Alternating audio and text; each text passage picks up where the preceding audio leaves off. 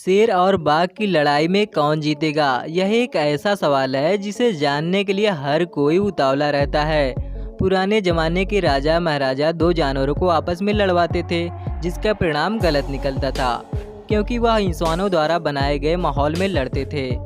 लेकिन मैं आज आपको बताऊंगा शेर और बाघ में कौन जीतेगा। तो चलिए आइए वीडियो की तरफ चलते हैं। नमस्कार दोस्तों, मैं ऋषभ भाई आप सभी का स्वागत करता हूं अपने चैनल बिल्डर्स फैक्ट में। वैसे तो आप सभी लोग जानते हैं साइबेरियन टाइगर दुनिया के सभी टाइगर्स में से बड़े होते हैं, क्योंकि इनकी लंबाई 3.3 मीटर से भी ज़्यादा होती है और इनकी पूंछ की लंबाई तकरीबन 1 मीटर तक की होती है। साइबेरियन टाइगर का वजन 215 किलोग्राम तक का होता है, लेकिन इनका वजन इससे भी ज़्यादा हो सकता है। मैं आपको बता दूं, अब तक विश्व में रिकॉर्ड किए गए सबसे बड़े साइबेरियन टाइगर की तो 423 किलोग्राम का था और इसकी लंबाई तकरीबन 11 फीट तक की थी और इसका नाम गिनीज बुक ऑफ वर्ल्ड में भी रिकॉर्ड किया गया था। अगर हम बात करें बंगाल टाइगर की तो इसकी लंबाई तकरीबन 2.7 मीटर से 3.1 मीटर तक की होती है और इसका वजन लगभग 220 किलोग्राम तक का होता है।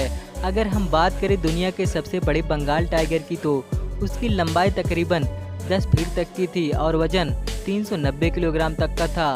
Siberian tiger north Korea, China के कुछ जंगली हिस्सों में आपको देखने को मिल जाएंगे। और वहीं बात करें बंगाल टाइगर की तो बंगाल टाइगर आपको भारत, बांग्लादेश, नेपाल, भूटान और म्यांमार के दक्षिण तिब्बत के तराई वाले जंगल में आपको देखने को मिल जाएंगे। और बंगाल का सुंदरबन इनका प्राकृतिक आवास है।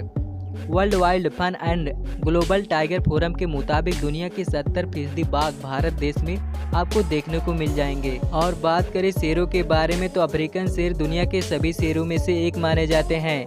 इनकी लंबाई तकरीबन 2.4 मीटर से 2.8 मीटर तक की होती है और इनकी पूंछ की लंबाई 90 सेंटीमीटर तक की होती है और इनका वजन 190 किलोग्राम से 250 किलोग्राम तक का होता है। और वहीं बात करें एशिया के शेर की लंबाई की तो इसका लंबाई तकरीबन 1.7 मीटर से 2.5 मीटर तक का होता है और इसका औसतन वजन 160 से 190 किलोग्राम तक का होता है। लेकिन अब तक के सबसे बड़े एशिया के शेर की लंबाई 2.92 मीटर था। अफ्रीकन शेर आपको साउथ अफ्रीका, अल्जीरिया, लीबिया और इसके अलावा आपको कई अन्य देशों में देखने को मिल जाएंगे। और वहीं एशिया शेर आपको भारत देश के गुजरात राज्य के गिर जंगल में आपको देखने को मिल जाएंगे। बात करें इनके रहन सहन के बारे में तो शेर आपको झुंडों में देखने को मिल जाएंगे या झुंडों में रहना पसंद करते हैं और झुंडों में ही शिकार करते हैं या झाड़ियों में जाकर छुपकर बैठे रहते हैं और शिकार दिखने पर उनका पीछा करते हैं। जिनमें शेरनियाँ ज़्यादातर शिकार करती हैं, वह अपने झुंड को लेकर सामने वाले शिकार पर हमला कर देती हैं और अपने शिकार को बहुत आसानी से मार गिराती हैं। और शिकार ज़्यादा ताकतवर होने पर शेरनियाँ उनको अपने बस में नहीं कर पाती हैं, जिससे उनमें शेर को भी भिड़ना पड़ता है और शेर उन पर हमला कर देता है और अपने शिकार को बहुत आसानी से मार गिराता है। और वहीं बात करें बाघ की तो बाघ अकेला रहना पसंद करता है और अकेले ही शिकार करता है। यह अपने एरिया को सुरक्षित बनाए रखता है और इसके एरिया में कोई अन्य बाघ आपको देखने को नहीं मिलेंगे। यह अपने शिकार को अकेले ही शिकार करता है और शिकार चाहे कितना भी ताकतवर क्यों ना हो उसको मार गिराता है और अकेले ही खाता है। और वहीं बात करें शेर की तो शेर बहुत सुस्त होते हैं, ज़्यादा भूखे होने पर ही शिकार करते हैं, जिनमें शेरनियाँ और उनके बच्चे भी शामिल होते हैं। पहले शेरनियाँ हमला करती हैं और उसके बाद शेर, और शिकार के मर जाने के बाद पहले शेर खाता है और फिर शेरनियाँ और उसके बच्चे। और बात करें बाघ की तो बाघ काफ़ी फुर्तीला होता है। वह अकेले अपने शिकार को शिकार करता है और वह अकेले ही अपने शिकार को मार गिराता है। ऐसा नहीं है मेरे प्यारे भाइयों की शेर शिकार ही नहीं करते हैं, शेर भी शिकार करते हैं। कभी काल अकेले में करते हैं तो कभी काल झुंड में करते हैं। और वहीं बात करें बाघ की तो बाघ अकेले ही रहता है और अकेले ही शिकार करता है। और बात करें इनके बॉडी पार्ट के बारे में तो शेर की बनावट काफ़ी डेंजरस लगता है। यह पीला, लाल और गहरा भूरा होता है और ज़्यादा भूरे रंग के ही होते हैं और पेट का रंग इसके शरीर के रंग का हल्का होता है और पूंछ का रंग काला गुच्छा टाइप का होता है। शेर अपने शरीर पर भूरे धब्बे रंग के साथ पैदा होता है।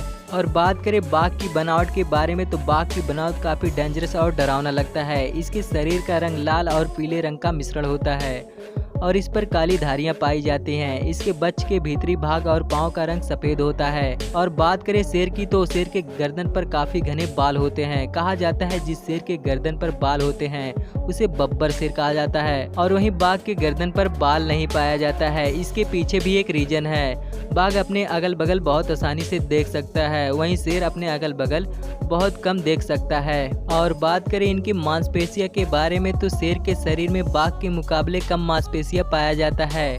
वहीं बात करें बाघ के बारे में तो बाघ के शरीर में शेर के मुकाबले ज़्यादा मांसपेशियां पाया जाता है। शेर के शरीर में 69% मांसपेशियां पाया जाता है। कम मांसपेशियां का मतलब कम ताकत। और वहीं बाघ के शरीर में 73% मांसपेशियां पाया जाता है। ज़्यादा मांसपेशियां का मतलब है ज़्यादा ताकत। और बात करें इनके दौड़ने के बारे में तो शेर 80 किलोमीटर प्रति घंटा की रफ्तार से भाग सकता है और वहीं बाघ 60 से 65 किलोमीटर प्रति घंटा की रफ्तार से भाग सकता है। यह शेर के मुकाबले कम रफ्तार भाग सकता है। इसके पीछे भी एक रीजन है, इसलिए यह अपने शिकार को ज़्यादातर रात में ही करते हैं और यह अपने शिकार को दिन में भी करते हैं और बेहद करीब से करते हैं, क्योंकि यह रात में अपने शिकार के ज़्यादा करीब होते हैं।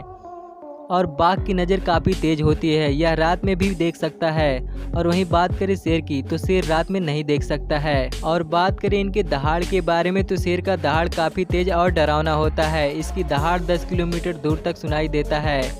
और वहीं बाघ की दहाड़ काफ़ी कम और ख़तरनाक होता है। इसका दहाड़ लगभग 3 से 4 किलोमीटर दूर तक सुनाई देता है। इसके पीछे भी एक रीज़न है। दहाड़ कम होने के नाते शेर इनको डरा सकता है, लेकिन बाघ इतने डरने वालों में से नहीं है। बाघ भी काफ़ी खतरनाक होते हैं। और बात करें इनके कंधे की ऊंचाई के बारे में तो शेर के कंधे की ऊंचाई 1.2 मीटर है और वहीं बाघ की कंधे की ऊंचाई 1.1 मीटर है, यानी कि शेर की तुलना में कम है। इसके पीछे भी एक रीजन है, जहां शेर के कंधे की लंबाई ज़्यादा है वहीं बाघ की चौड़ाई ज़्यादा है और उनसे थोड़ा लंबा है। और बात करें इनके पंजे के बारे में तो शेर का पंजा कम चौड़ा होता है और वहीं बात करें बाघ के पंजे के बारे में तो बाघ का पंजा काफ़ी ज़्यादा चौड़ा है। और बात करें इनके नाखून के बारे में तो शेर का नाखून 3 इंच तक लंबा होता है, जो अपने शिकार को बेहद खतरनाक तरीके से चीड़-फाड़ कर सकता है। और वहीं बाघ का नाखून 4 इंच तक लंबा होता है। यह अपने शिकार को मोटे से मोटे चमड़ी वाले को बहुत आसानी तरीके से चीड़-फाड़ कर सकता है। और बात करें उनके दांतों के बारे में तो शेर और बाघ दोनों के 30 दांत होते हैं। शेर के कैनाइन तीत 70 मिलीमीटर होते हैं, जो बड़े से बड़े जानवर को बहुत आसानी तरीके से चीड़-फाड़ कर सकते हैं। और वहीं बात करें बाघ की तो बाघ का कैनाइन तीत 78 मिलीमीटर होता है, जो शेर से 8 मिलीमीटर ज़्यादा होता है और इसका दांत बेहद नुकीला और खतरनाक होता है। शेर का बाइट फोर्स 650 psi होता है, यानी कि काटने की क्षमता। और वहीं बाघ की बाइट फोर्स 1050 psi होता है, यानी कि बाघ की काटने की क्षमता शेरों की तुलना में बहुत ज़्यादा है। और बात करें इनके कूदने के बारे में तो शेर 8 से 10 फीट तक की ऊंचाई तक कूद सकता है और वहीं बाघ अपनी भारी भरकम शरीर को लेकर 15 फीट तक की ऊंचाई तक कूद सकता है, जो शेर के मुकाबले ज़्यादा कूद सकता है। और साथ ही साथ शेर से ज़्यादा बुद्धिमान भी होते हैं बाघ, और उनका मस्तिष्क शेर से भी ज़्यादा बड़ा होता है और शेर का मस्तिष्क इनसे छोटा होता है। और बात करें इनके लड़ाई के बारे में तो अब तो आप लोग बता ही सकते हैं कि इन दोनों में कौन जीतेगा।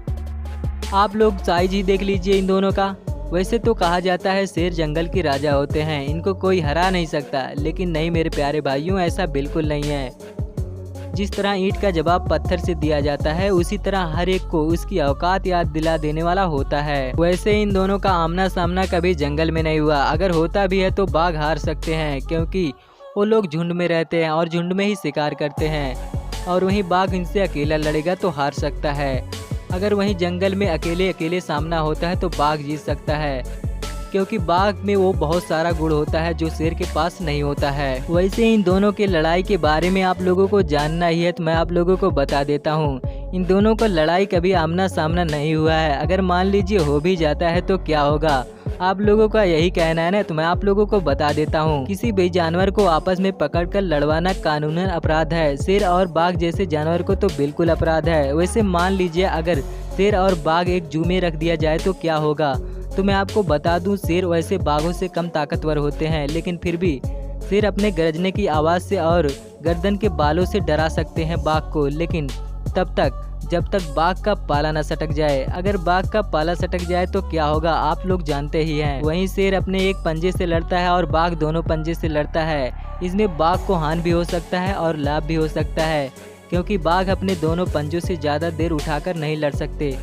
इससे पहले ही अपने शिकार को खत्म कर देते हैं। बाघ लड़ने में बहुत बुद्धि लगा सकते हैं क्योंकि उनके पास मस्तिष्क की कमी नहीं है, इसलिए बाघ को भारत के राष्ट्र पशु के नाम से जाना जाता है। वैसे तो इतिहास में कुछ लोग अपने मनोरंजन के लिए एक कदम और ही बढ़ा दिए थे। पुराने रोमन एम्पायर के सर्कस में अक्सर एक दूसरे जानवर के खिलाफ लड़ाया जाता था और उन पर बाजी लगाई जाती थी और ज्यादातर बाजी बाघ ही विनर करता था।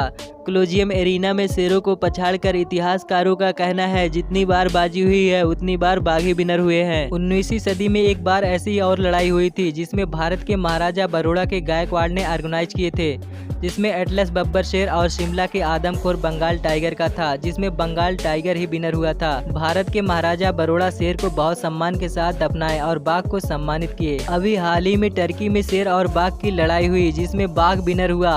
बाघ शेर के गर्दन के बालों में अपना कैनाइन टीथ घुसा दिया था, जिससे शेर का बहुत ज्यादा खून लॉस हो गया था, जिससे शेर का मौत हो गया। जिससे आप लोग अंदाजा लगा सकते हैं कि बंगाल टाइगर कितने खतरनाक होते हैं। साइबेरियन टाइगर की तो बात ही अलग है।